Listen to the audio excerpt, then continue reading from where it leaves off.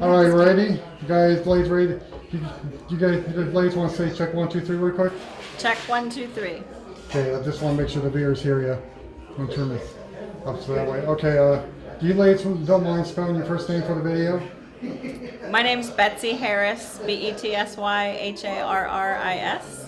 And I'm Jenny Bigley, Bigley. We both live in Fairfield. This is my mom. She's 86.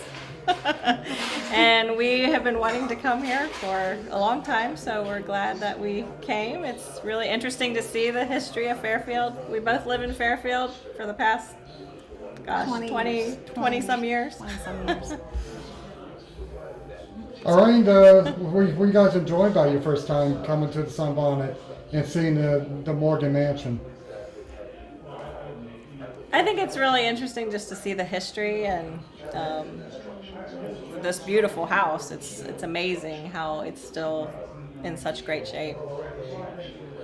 If you all think about it, this house is 200 years old, and this house is still standing. It could still stand another 200 years. I mean, we need to start building like this again. But Yeah. I know you guys said, is this your first time coming to the Sunbonnet Days? Yes. Or? Yeah, this is the first time here, even at the mansion. So we've been wanting to come, and we just have put it off. So we saw the Sunbonnet Days, and my husband has a DeLorean. He doesn't want to be in the camera, but he brought his DeLorean out here because the ad said you didn't need a DeLorean to go back in time. But that's what we feel like. We step back in time. We got out of the car and see the guys playing baseball. It's really cool. With no gloves. Yeah. What do you guys love about the small compact of this event? Like, what's not big, it's just compact to a very small area.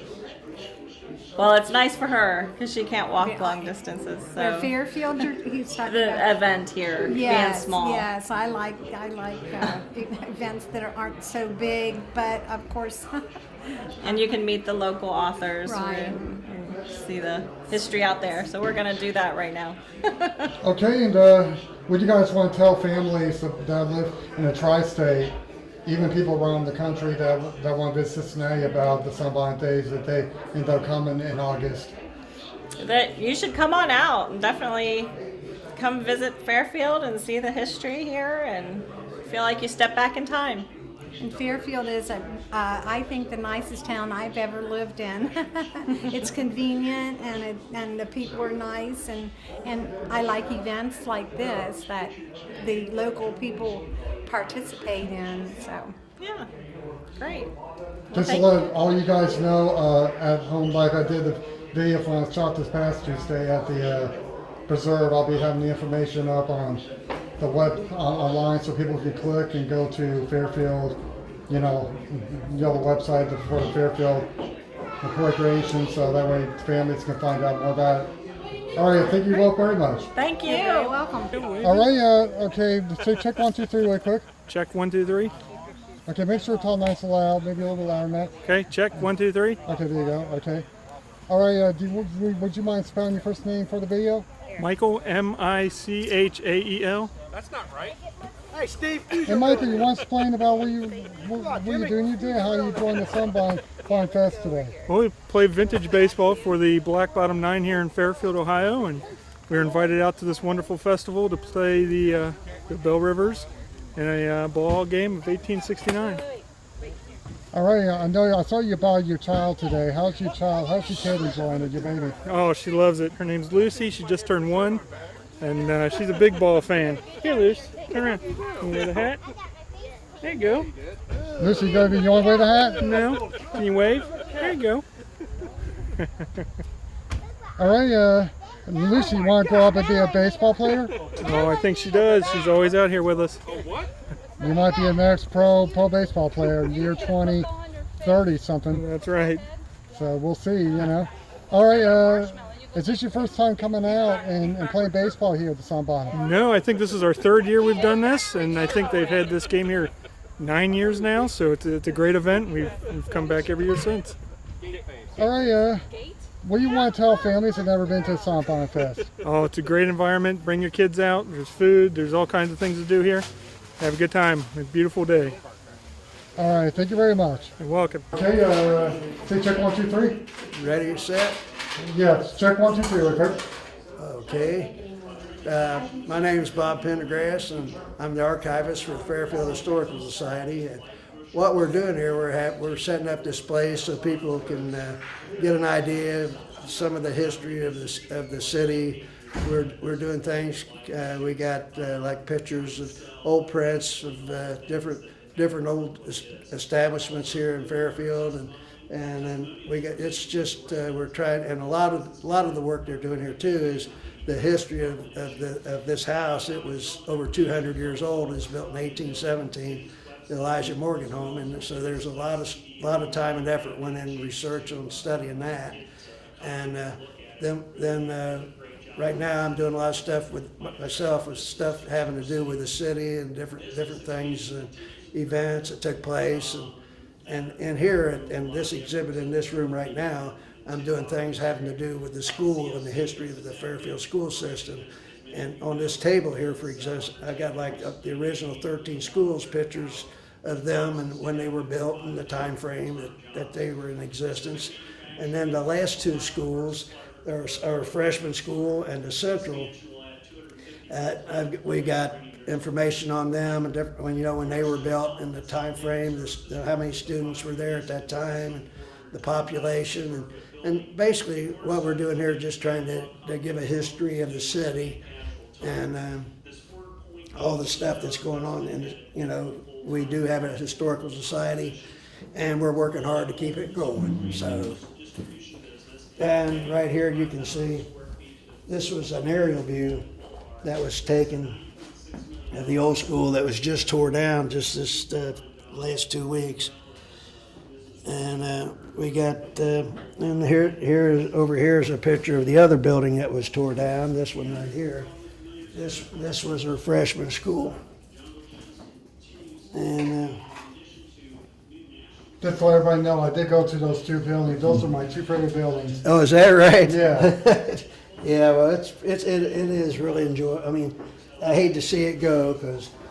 It was sad, I was crying tonight. I was literally crying tonight, Well, I went over there, filmed it being demolished. They're taking out the basement of the Central. Yeah. And, it was really sad. It really hit me hard.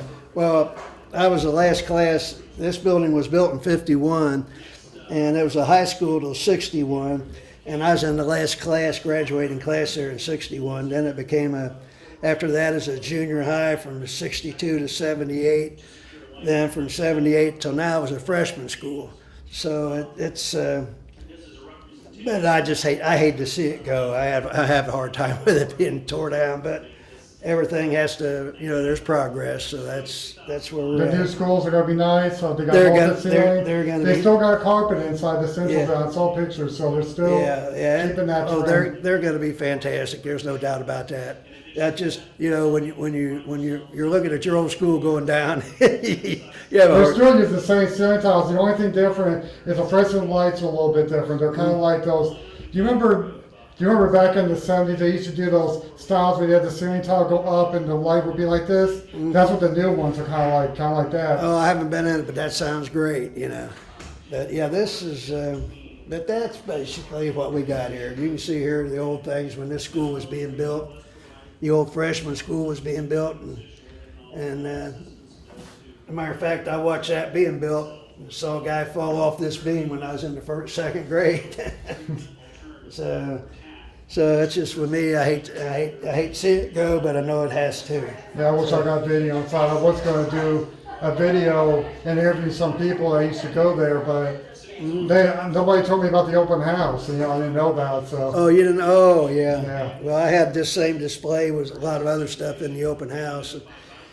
Let's see, Carrie Gallo, principal of Central, and Mike Burkmeyer, the principal of the freshman school. They let me have that walkthrough, so it really made it nice. It was a lot of fun, and people enjoyed it. And a lot of work, but a lot of fun. All right.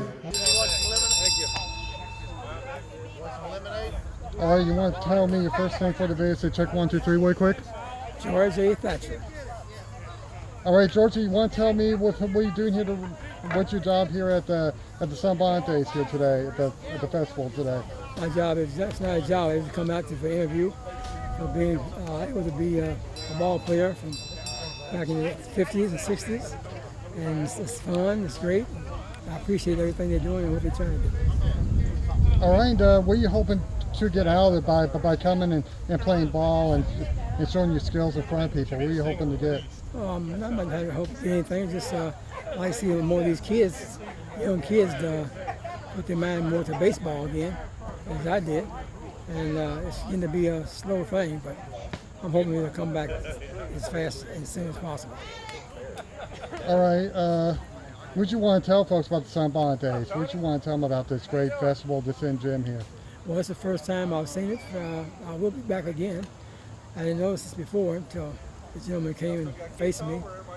And I really appreciate it and I like it. It's real well. All right, anything else you want to tell the viewers at home? No, just God's good. All I can say is God is good. And I hope we keep this up and look forward to coming back next year. All right, thank you very much. It's got everything in it. All right, sir, you want to say check 1, 2, 3 real quick? Check 1, 2, 3. Okay, do you mind spelling your first name for the video? CHRIS, Chris. Okay, Chris, okay. Chris, I know we're here at the Sunbonnet Days, and I know some people get hungry here. What are you serving up to attendees today here during the festival today? We're serving grilled hot dogs and popcorn for the baseball game. Oh, okay. And also some sodas with a few of the fixins, I guess. All right, and is this your first time that you've been helping out volunteering at the Sunbonnet Days? Yes, it is. This is my first time for the Sunbonnet Days. I've dealt with the manor a few times, but this is the first time for the Bonnet Days. Okay, how are you enjoying the Sunbonnet Days? It's really nice. It's cool. This is really neat. I'm excited about it. It's kind of fun. Okay, you don't mind me serving you? Do you have food making yet? Please? Do you have hot dogs going yet? Not yet. Okay, all right. I'll probably get some shots of that later. Yeah, we're a few minutes away. All right, sir. Anything else you want to add? No, that's great. Thank you. Okay, hang on, starting. Okay, ready. I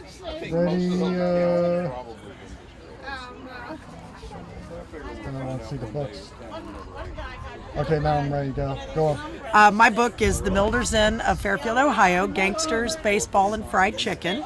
And it was about a local speakeasy that was at the corner of Pleasant and Nillis Road. A lot of the gangsters like John Dillinger and Turkey Joe Jacobs hung out there. The Reds hung out there. And they came from all over the country for the fried chicken. So the book tells a lot of the anecdotes of the people who were there. And there are some recipes about the various foods, very extensive menu that brought people from all over the country. And it is available online at all of the major retailers like Amazon, Barnes & Noble, and then of course through me. All right.